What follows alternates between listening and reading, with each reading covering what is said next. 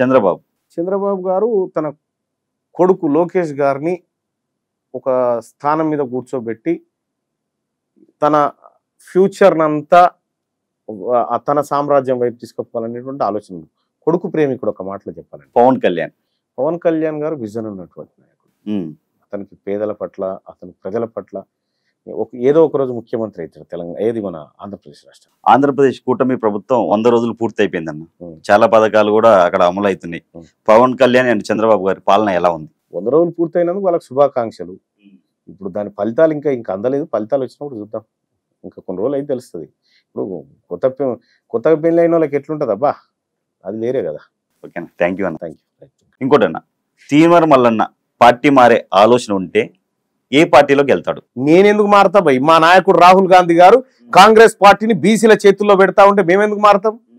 ఎందుకో ఇప్పుడు మీరు కాంగ్రెస్ వాళ్ళని కొంచెం గట్టిగానే ఘాటుగానే స్పందిస్తారు. కాంగ్రెస్ వాళ్ళని కాదు, కాంగ్రెస్ పార్టీ మాకు ఇప్పుడు కన్నతల్లి లాంటిది. మా నాయకుడు రాహుల్ గాంధీ గారు పార్టీ ఇంట్రెస్ట్ను కాపాడతాం, 100%. పార్టీని ప్రొటెక్ట్ చేస్తాం. కానీ ఈ పార్టీని అడ్డం పెట్టుకొని ఈ పార్టీని ముంచాలనుకునేటువంటి వాళ్ళు ఎవరైతే ఉన్నారో వాళ్ళ మీద ఖచ్చితంగా ఓపెన్గా మాట్లాడు. తీన్మార్ మల్లన్న ఆశయం ఏంటి? ముఖ్యమంత్రినా, మినిస్టరా, ఎమ్మెల్యేనా? నేను ఆల్రెడీ ఎమ్మెల్సీ, ఎమ్మెల్యే కంటే ఎక్కువ ప్రోటోకాల్ ఉన్నటువంటి వ్యక్తిని. నేను చాలా కాలం క్రితం నుంచి చెప్తున్నా, తీన్మార్ మల్లన్నకు మంత్రి పదవి వద్ద ఏముందని. నా లక్ష్యం మెజారిటీ ప్రజలైనటువంటి బీసీలకు రాజ్యాధికారం రావాలి. దక్కలి, మంగలి, బాలసంతు, నాయి బ్రాహ్మణ ఈ బిడ్డలంతా అసెంబ్లీలో కూర్చోవాలి.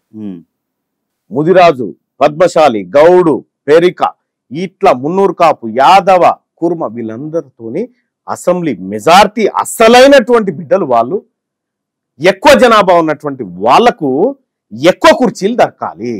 తద్వారా వాళ్ళ పిల్లలు చదువుకునేటువంటి ప్రభుత్వ పాఠశాలను వాళ్ళు బాగు చేసుకుంటారు. విద్యా హక్కు చట్టాన్ని అమలు చేయాలి.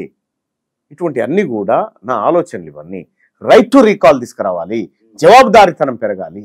ఇవన్నీ నాకున్నటువంటి ఆలోచనలు. ఇంకోటేనా, అసలు తీన్మార్ మల్లన్నకి ఒకవైపు మార్నింగ్ న్యూస్, ఒకవైపు ఎమ్మెల్సీ బాధ్యత, చాలా మంది బాధితులు వచ్చారు. ఇప్పుడు మేము కూడా చూసాం, చాలా మంది బాధితులు వచ్చారు. విమర్శలు, ప్రతి విమర్శలు, ఇవన్నిటిని అసలు ఒక పక్క ఫ్యామిలీ, ఇవన్నిటిని తీన్మార్ మల్లన్న ఎలా అసలు ఎదుర్కొంటుండు? ఒకటి ఏంటంటే, కొంతమందికి ఇవన్నీ సాలే కదన్నా. ఇప్పుడు ప్రతిరోజు నాకేముంటుందంటే, ఎవడన్నా నన్ను విమర్శ చేసేటోడు కూడా, బలహీనుడు చేసినా కూడా నేను కొన్నిసార్లు అమ్మ ఈ పాపం కదరా అనిపిస్తుంది. నా ఆటనే అది, నేను ప్రతిరోజు ఆడే ఆటనే అది. ఎస్, నేను పొలిటికల్ ఆటనే ఆడతా. నేను ఆడేటువంటి ఆటలు ఇవన్నీ భాగమే, అంతర్భాగమే. ఎస్, నన్ను గెలిపించినందుకు వచ్చిన ప్రజలకు నేను సేవ చేసుకోవాలి. నన్ను గెలిపించిన ప్రజల కోసం మాట్లాడాలి. అదొక పాటు చేస్తూనే రెండో వైపు లక్ష్యం దిశగా మళ్ళీ సమాజం వైపు పోతూ ఉండాలి. మూడో దిశగా శత్రువులు ఎవరైతే ఉన్నారో వాళ్ళను ఓ వైపు కనిపెడుతుండాలి. ఇంకో దిశగా మా పార్టీ అవకాశం ఇచ్చిన పార్టీ ఇంట్రెస్ట్ను కాపాడాలి. మా ముఖ్యమంత్రి గారిని, ఇగో ఈయన మన ప్రతినిధి అని చెప్పి మా నాయకుడు రాహుల్ గాంధీ గారు ఆయన్ని ఇక్కడ పంపిన, ముఖ్యమంత్రి గారు ఆ పీఠంలో కూర్చున్నంతసేపు ఆయనను కూడా ప్రొటెక్ట్ చేయాలి. ఇవన్నీ మల్టిపుల్గా జరుగుతూ ఉంటాయి. సేమ్ కుటుంబం కూడా ఉంటుంది. ఇవన్నీ ఒక టాస్క్. ఫ్యామిలీకి టైం ఇవ్వగలుగుతున్నారు. ఇప్పుడు ఎమ్మెల్సీ అయినాక ఖచ్చితంగా ఇస్తాను. నా పిల్లలు చిన్న పిల్లలు, నేను ఇంటికి పోతే నేను వాళ్ళ లెక్క పిల్లగాని లెక్కనే ఆడుకుంటాను. ఇంటికి పోతే నేను బయట ఎవరితో ఎట్లా ఉండొచ్చు, బయట ఎన్ని ఉన్నప్పటికి కూడా నా పిల్లల దగ్గరికి పోతే మేము మంచిగా అగ్గిపెట్టి గుగ్గిపెట్టి అనుకుంటూ ఆడుకుంటూ కూర్చుంటాం. నేను మా పిల్లలందరం కూడా.